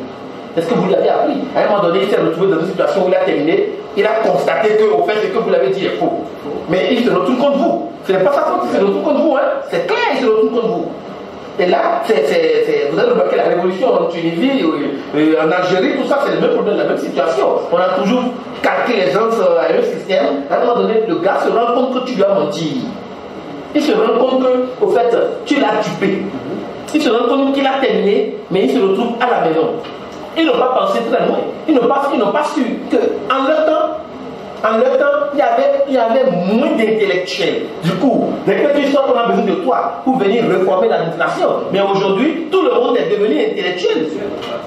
C'est ce qu'ils n'avaient pas compris. Alors, il fallait prévoir ça. C'est le problème de l'Afrique aujourd'hui. C'est un problème de planification. C'est un problème d'anticipation sur le temps. Moi, c'est ce que j'ai entendu. Merci beaucoup. Merci beaucoup. Je crois que quand même chacun répond sa thèse, sa politique. Il faut quand même qu'on évolue. Il y a beaucoup de questions qui sont posées par les internautes. Mais avant ça, nous allons vous demander quelle solution alors préconisez-vous pour faciliter l'insertion des jeunes à un emploi stable? Quelle solution? Oui, les solutions. Bon, les solutions sont multiples. Hein. Il faut dire d'abord que pour encourager l'entrepreneuriat, oui, je suis d'accord. Voilà, faut qu'il y ait un suivi de ces jeunes qui désirent entreprendre, et surtout au niveau de l'employabilité. Pour ceux qui n'ont pas le courage d'entreprendre, il faut que le gouvernement puisse mettre en place des unités de transformation des matières premières. Voilà, dans le but de pouvoir créer une entreprise qui va recruter. Voilà, oui. Bon, j'ai pas terminé là. Après, c'est bon. Oui, monsieur Samuel. Il faut vivre la réalité du présent. Voilà. Donc, en 2 points, il s'agirait de pouvoir, si on veut devenir employé, construire le meilleur profil professionnel et penser à la solution entrepreneuriale pour pouvoir s'auto-employer et pouvoir réduire en fait le taux de chômeur et de chômage. Oui, c'est le système éducatif. Il est réactualisé. Oui, il faut le réactualiser.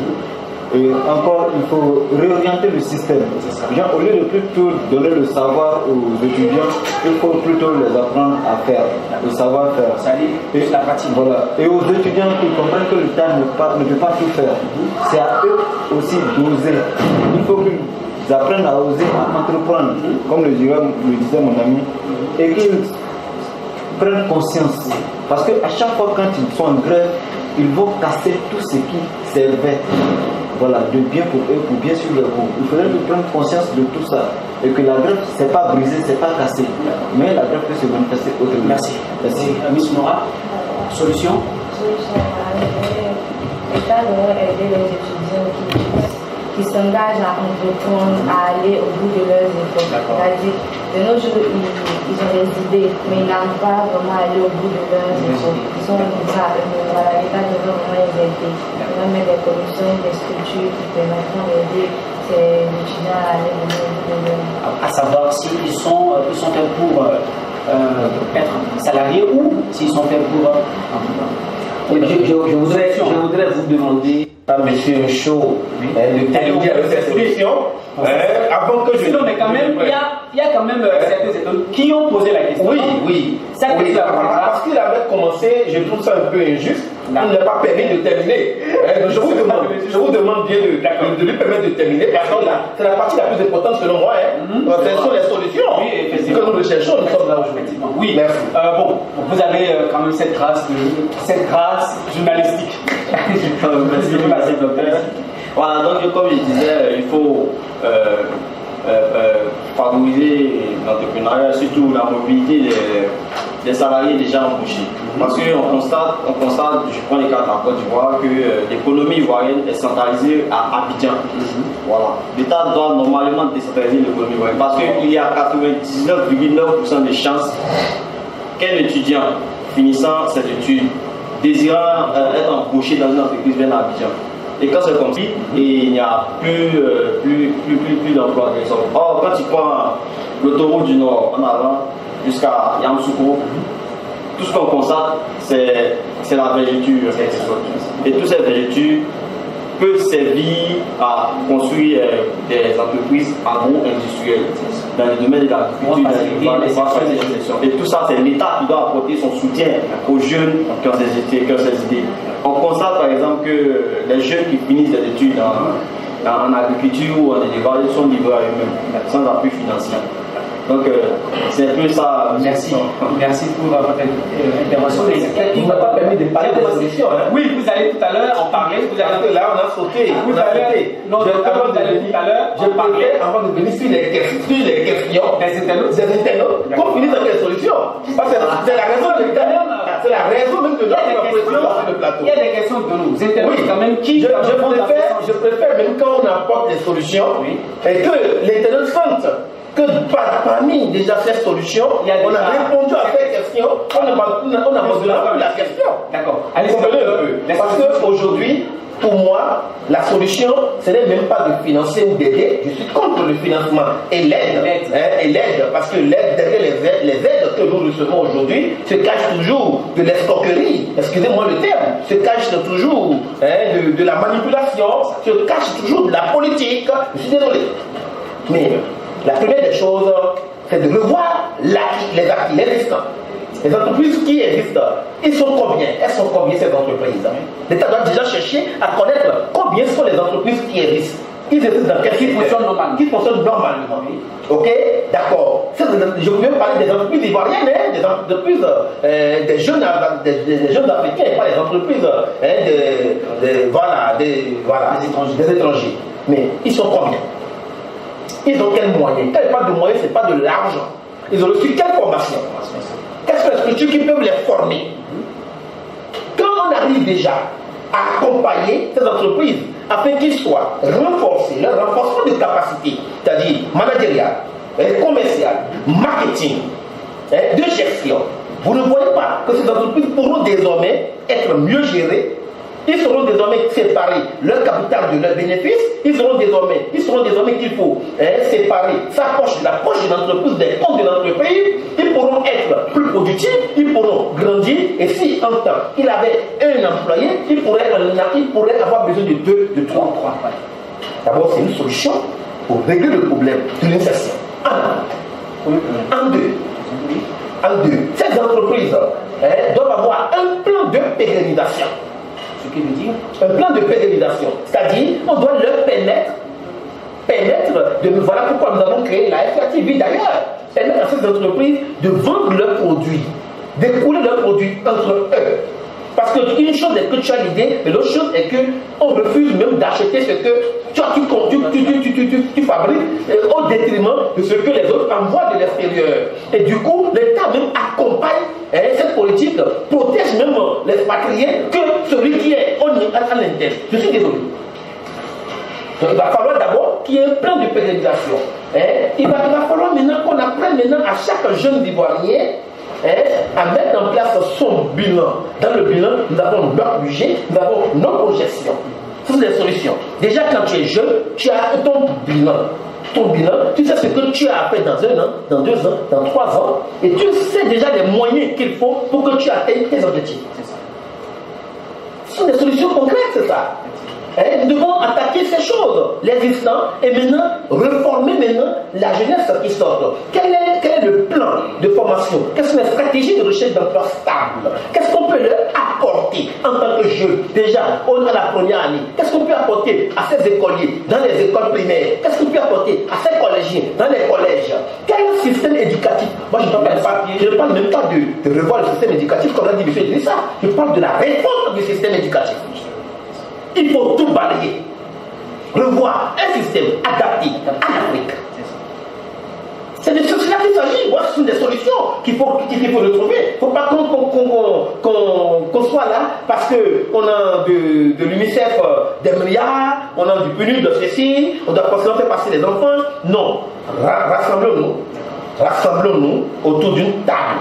J'ai proposé la dernière fois qu'il faut qu'il y ait plusieurs tables rondes.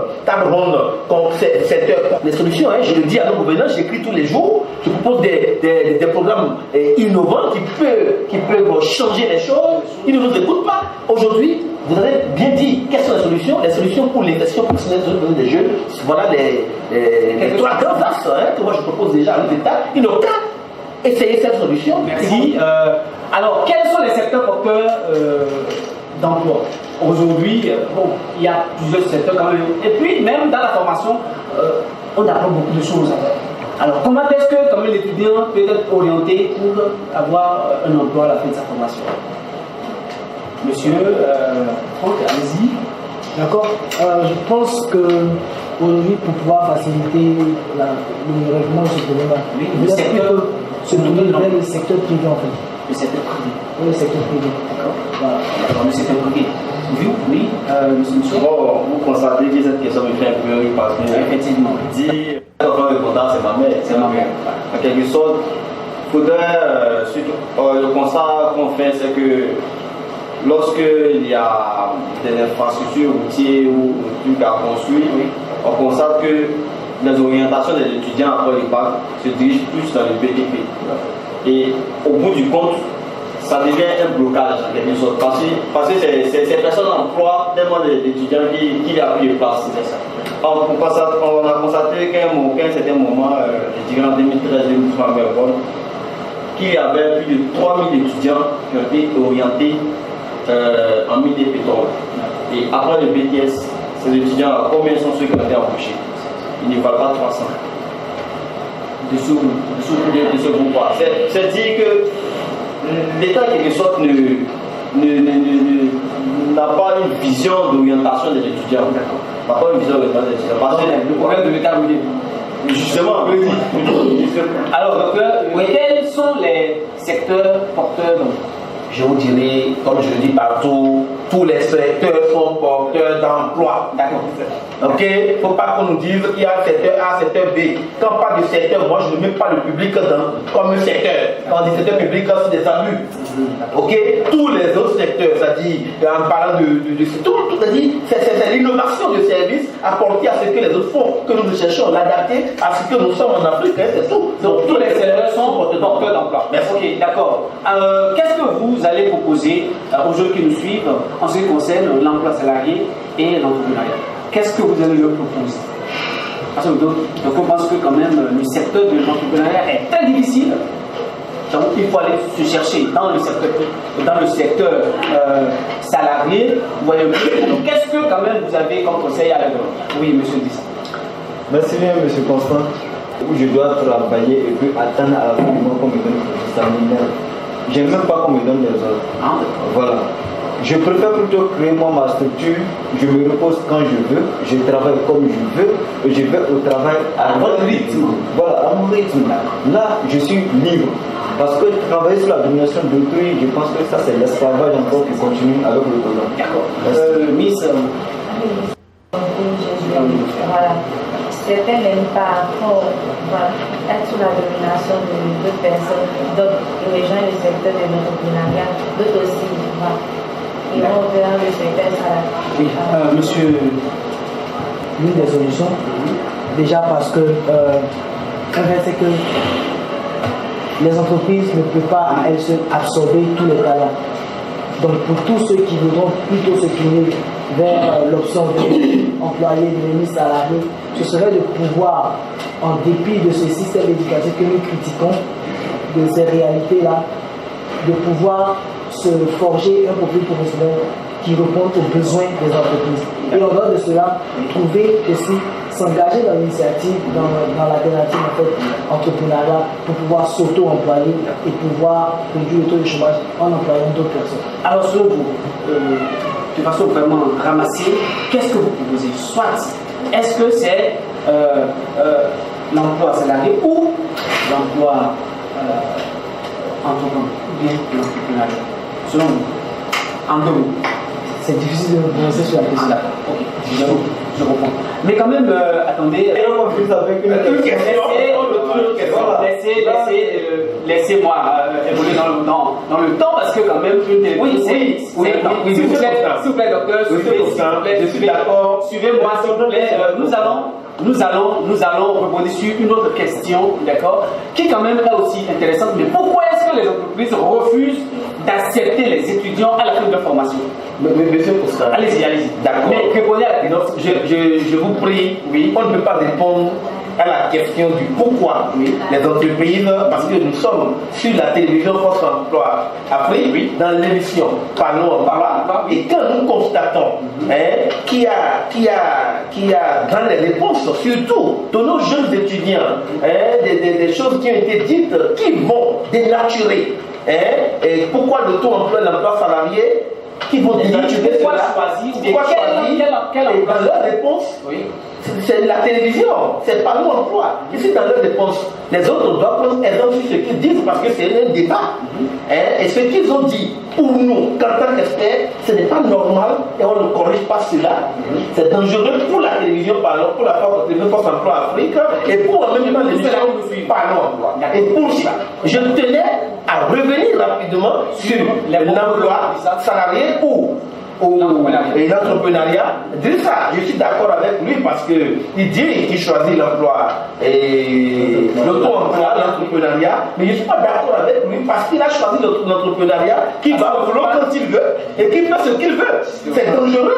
Ça va amener nos téléspectateurs à penser qu'on va à l'emploi, à l'auto-emploi parce qu'on veut être libre. Au contraire, à l'auto-emploi, on ne peut pas être libre. C'est là où on a plus de contraintes. Parce que tu as recruté des jeunes que leurs parents vont manger à cause d'eux, leurs familles vont manger à cause d'eux. Du coup, dès que tu as créé, si tu as 5 employés, ça veut dire que tu as 40 personnes que tu nourris. Et si jamais tu as fait ce que tu veux, tu pourras échouer. Et si tu échoues, c'est que 40 personnes qui échouent. Qui vont échouer. Alors, il faut que je connaisse ça d'abord avant qu'on évolue. Oui, ok, d'accord. Vous voyez, il faut quand même qu'on évolue. Oui, je suis d'accord avec vous. Voilà. Si on évolue mal, aussi, le chiffre que vous voulez atteindre à Parlons Emploi ne sera pas atteint.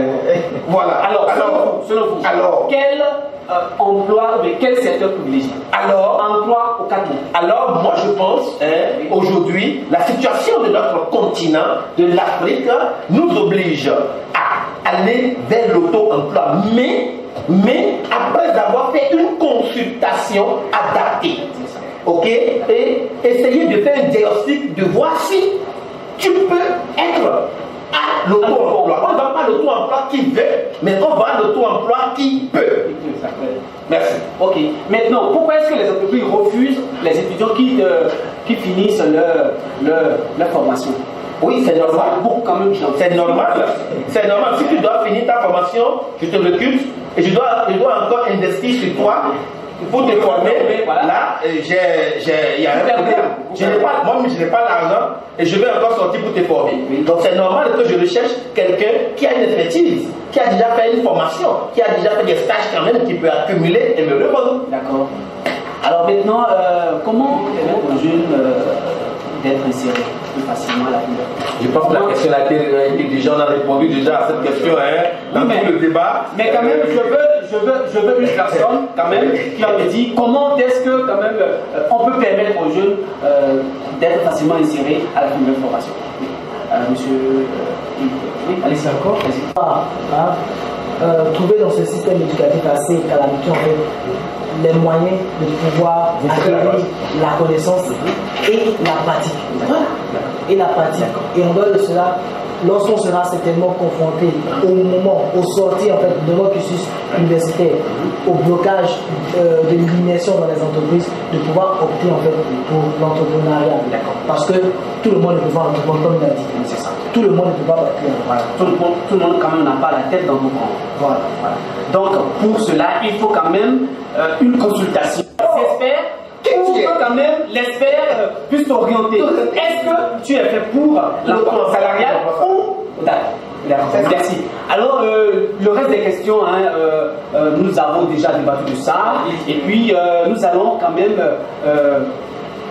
passer presque à la fin de notre émission parce qu'il y a encore une rubrique que nous allons vivre tout à l'heure. Mais avant, je veux quand même prendre mon fin par rapport au thème l'insertion socio-professionnelle des jeunes diplômés en Afrique. De quelle solution? Qu'est-ce que vous retenez? Ça sera juste en 2 mots. Bon, non, en 2 mots, c'est trop tiré. En 2 minutes par étape. Non, allez-y. Le docteur sera quand même la dernière personne parce que lui, il est un expert. Merci. L'insertion socio-professionnelle, je veux dire, comme on le disait tantôt, je veux reformer le système éducatif. Voilà. Sortir de la théorie à la pratique. Parce que jumeler les deux.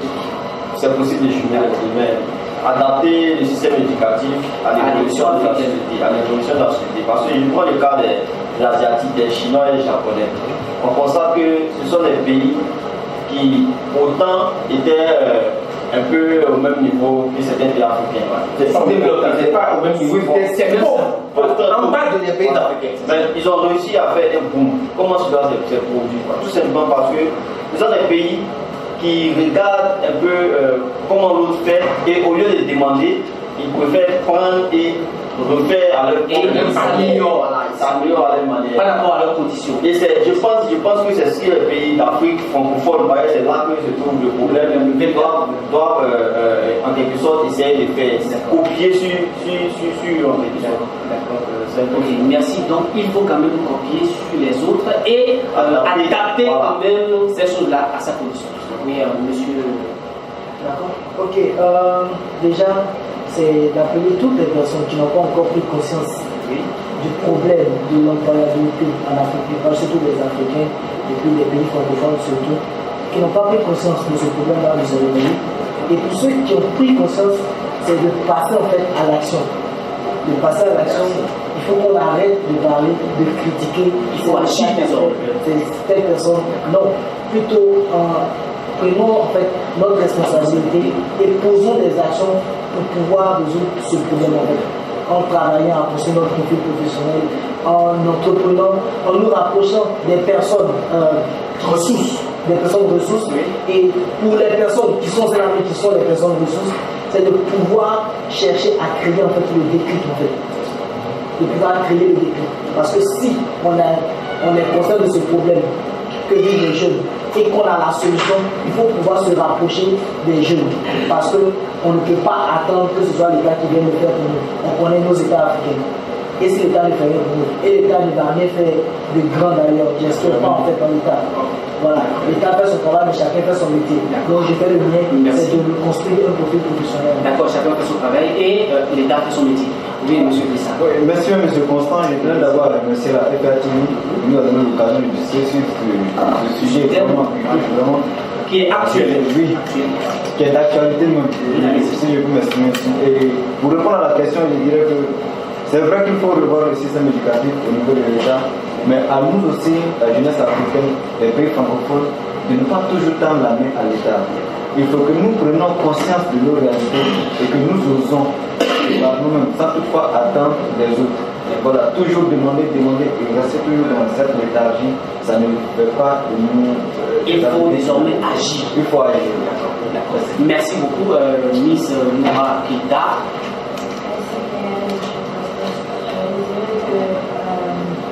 Nous connaissons déjà une faiblesse, le désir à chacun de part et d'autre, non seulement à l'État, mais aussi à la jeunesse, de prendre ses responsabilités, d'aller dans les taux de critiquer, d'agir comme nécessaire.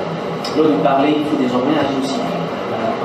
Docteur. Merci beaucoup et je voudrais remercier l'émission Parlons Emploi. Et ce jour 1er juillet, faites de l'arbre. Nous avons planté quelque chose aujourd'hui. Je voudrais aussi remercier la télévision Post Emploi Afrique. Je voudrais quand même remercier les diverses autorités de la Côte d'Ivoire, et sans oublier ces autorités qui sont avec nous aujourd'hui sur le plateau de Parlons Emploi. Et je voudrais, avant de donner mon mot de fin, raconter une petite histoire en 1 minute qui s'est passée avec moi-même. J'ai une copine qui m'a demandé de lui acheter un téléphone portable. Je lui ai acheté un téléphone Infinix. Elle regarde le téléphone pour dire moi je mérite TikTok. Si elle mérite TikTok. Tellement ça m'a touché, tellement j'étais choqué. Et ça m'a ramené dans les années 86, 90. C'est-à-dire c'est l'année où les véhicules japonais, marques japonaises étaient venus en Afrique. Et dès que tu vois quelqu'un conduire une voiture autre que Peugeot, dans le temps, nos parents avaient tous des Peugeot, les anciens Peugeot là, ou des véhicules à marque allemande, ou voilà. Quand tu vois quelqu'un conduire japonais, dans le temps, nous on disait Japon. C'était moins cher. Dès que tu l'achètes, tu gardes un an après, c'est irrécupérable. C'était ça.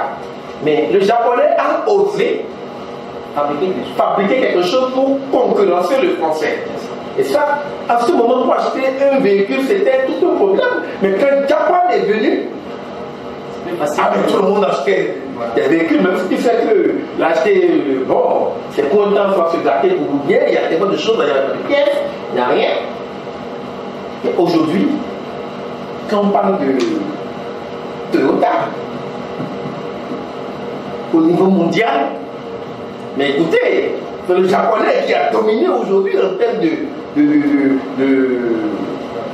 fabrication, de véhicules dans le monde. Moi, je ne peux pas comparer aujourd'hui les Japonais aux Français. Non. Résistants, adaptés à notre continent, parce qu'ils ont pris le temps de fabriquer le Japon, le fait de les critiquer, de dire Japon les a amenés à améliorer, au fur et à mesure, ils sont devenus des leaders. Et c'est la même chose pour les téléphones. Le Chinois a envoyé ces Shintok, on les appelle Shintok, tandis que nous, on n'a rien fabriqué, mais on connaît le Shintok. On critique, c'est ça, le peuple de l'Africain, on n'a rien fabriqué, mais c'est nous qui voyons le Shintok. C'est-à-dire qu'on ne voit pas que nous-mêmes on peut faire africain. On ne pense pas à faire nous-mêmes, mais on dit, on est d'Afrique, Afrique-Tok, même Afrique-Tok. Pour le continent de l'Afrique même, on n'a pas réfléchi à cela. Et nous on pense au Shintok. C'est pour dire quoi? Je veux parler à l'État, conclure. Dire pour l'État à l'État, pour la jeunesse à la jeunesse, ok? Et pour nos parents à nos parents. Dès que tu as mis au monde ton enfant, dès qu'il a quitté ton ventre, ok, ou le ventre de ta femme, comprendre qu'à partir de ce moment, il est devenu un être à part. Tu ne dois plus avoir d'influence de ton passé sur l'avenir de ton enfant. C'est d'abord un problème que nous devons régler, que nos parents commencent à réfléchir autrement, que nos parents commencent à comprendre que nos enfants ont besoin d'utiliser la modernisation pour changer leur être. Demandez aux jeunes de fouiller, de chercher, ok, d'innover et d'oser.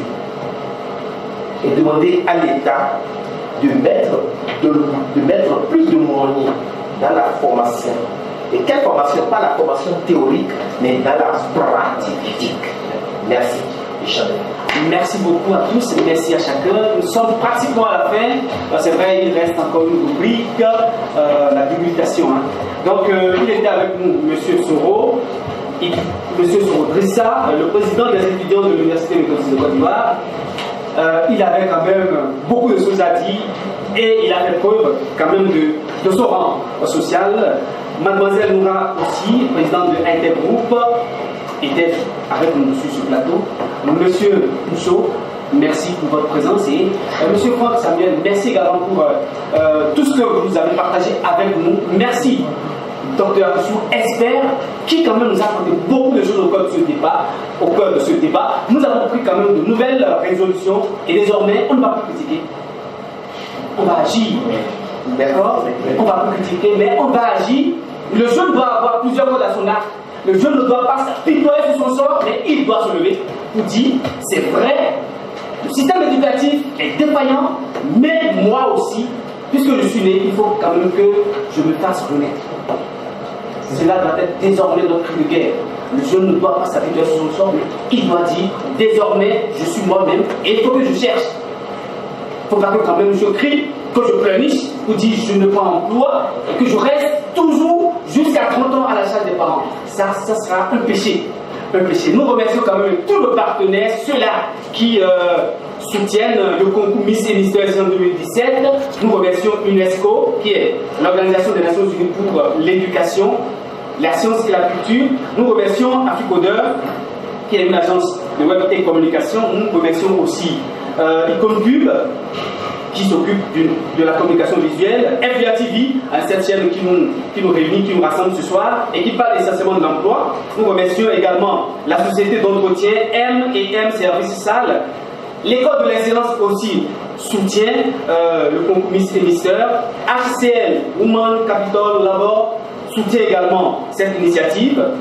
Nous avons aussi Afrique Solidarité Emploi Formation. Nous avons une société de gardiennage qui soutient également cette initiative. Il s'agit de SGSPR. D'accord? Nous remercions aussi le réseau des étudiants en ressources humaines et communication. Nous remercions le ministère de l'Éducation nationale de la Côte d'Ivoire. Merci aussi à Afrique News. Merci au CCDA, c'est-à-dire Conseil des consommateurs du district d'Abidjan. Merci à Troc Mouken. Merci également à DD Communication. Merci à tous, merci à chacun. C'est pas fini. J'ai envie quand même de dire merci également à nos cadreurs, M. Adou, M. Alia.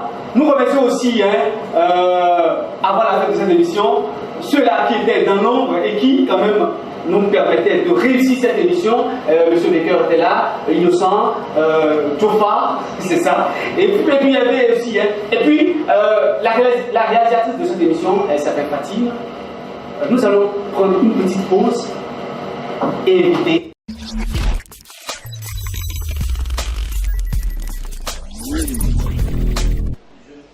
J'ai envie quand même de vous demander.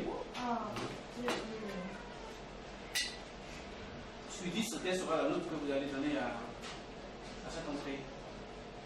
Je dis ça. Si je donnerais 9,50 parce que rien n'est parfait. Mais je peux dire que c'est exactement suffisant. D'accord. Donc 9, 50 sur 10. Monsieur Samuel 15. Sur 10. Ah ouais. Si jamais tu es français, tu donnes ça. Tu vas aller au-delà. C'est-à-dire, si j'ai vu le sujet, c'est parce que j'ai réglé hier un conflit du genre. Oui! Les deux sont restés ensemble pendant 9 ans. Et maintenant, à l'heure du mariage, le père de la femme, parce qu'il est imam, dit que lui, il monterait son enfant si elle se mariait au monsieur. 9 ans d'amitié, de cheminement où les deux se connaissent pratiquement mieux. Vous voulez maintenant que la dame a 32 ans. Tu prends déjà. Comme ça, tu m'as tué dans le film. Oui, monsieur Michaud. Excellent. Oui, monsieur le président. Là, il est concentré le président.